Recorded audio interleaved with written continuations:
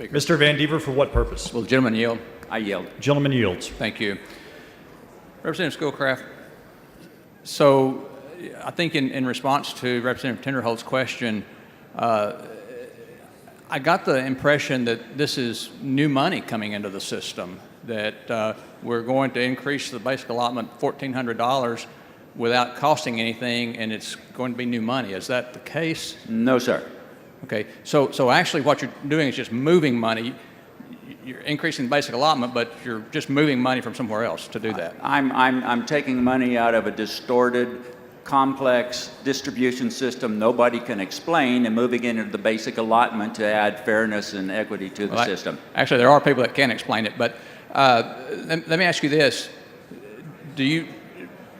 Will your amendment pick winners and losers among school districts? No, sir, I don't pick winners and losers. I just pass good policy. No, I would suggest that maybe this does pick winners and losers because you're reallocating money based on the basic allotment with no runs. I represent Texarkana ISD. Can you tell me how this is going to affect Texarkana ISD? I can tell you that they'll have a better way of understanding how much money they're getting and why they're getting it and how to compare themselves to other folks because it'll be more fairly distributed to them. And that's going to make it okay with them to receive less money as long as they understand why they're receiving less money. Let me point out, nobody under this bill, even with my amendment, loses money. There's a guaranteed minimum increase of at least $200 per student. Yes, there is. Yes, there is. No, but I would challenge you on that there will be districts that will receive less comp ed money because moving money from comp ed to basic allotment.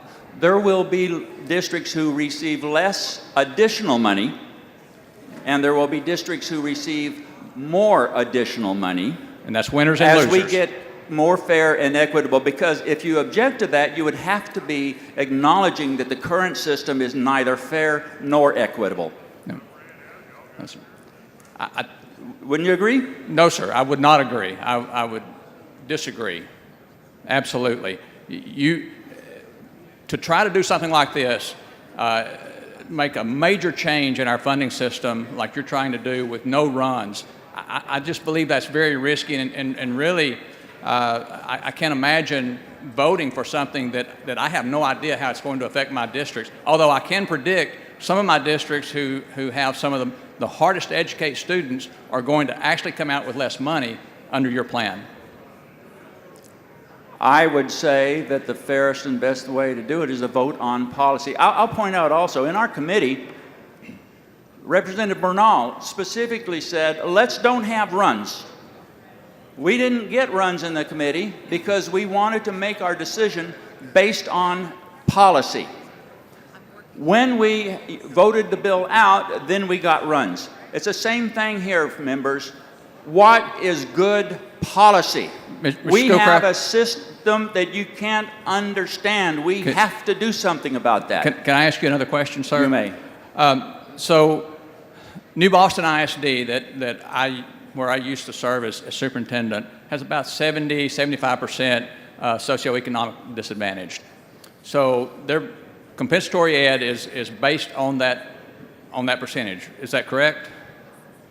Well, it depends on free and reduced lunch and if they're in the census block. See, that's the problem. Okay. It depends on how they're dispersed. You can have kids on free and reduced lunch that don't live in low economic census blocks. So we really don't know. Well, that's not the case for New Boston ISD. It's the free and reduced lunch, 75%.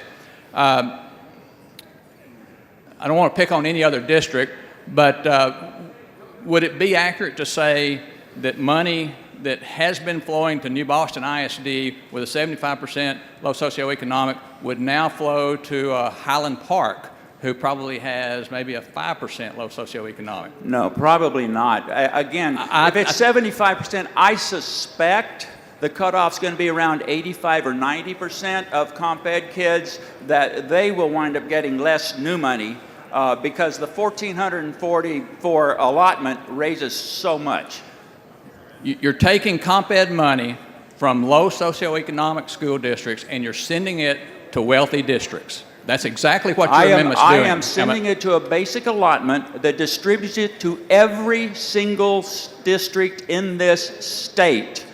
Every district, every student in this state will receive the increased basic allotment. You cannot get any more fair or equitable than that. Mr. Schoolcraft, I disagree with you. I think this is a terrible amendment, and I ask people to join me in voting against it.